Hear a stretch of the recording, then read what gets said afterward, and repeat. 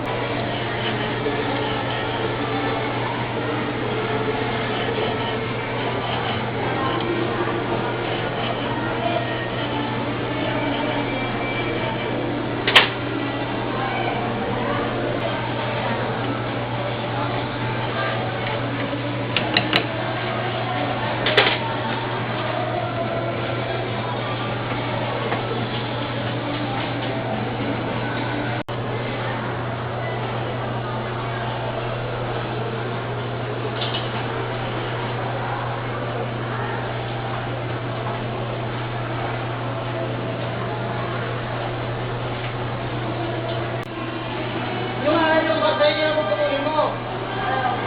Hindi galing dyan, galing sa baba.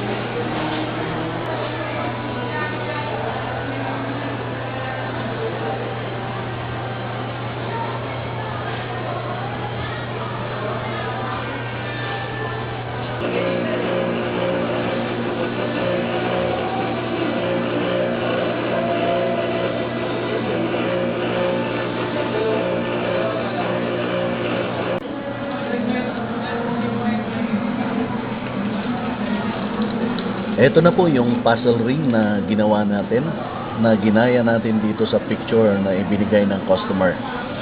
Hinandcraft po natin. Ito po yung tinunaw natin na standard 18 carats white gold at saka rose gold. Ito po yung isa-isa nating ginawa at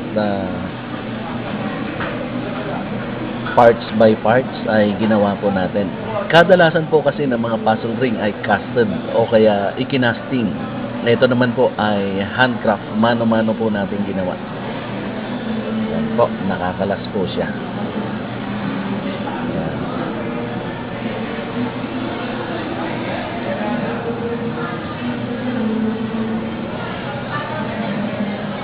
So, simpleng design lang po ito ng puzzle ring na ginawa natin by handcraft.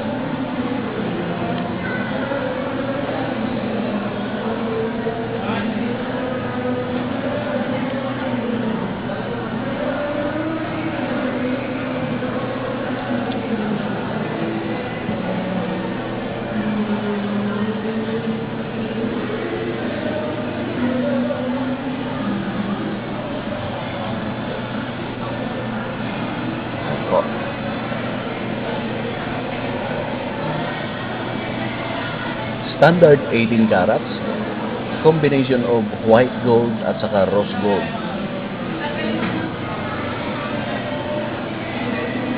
So yan po ang isa sa ginawa nating sing-sing si Yaring Platero po.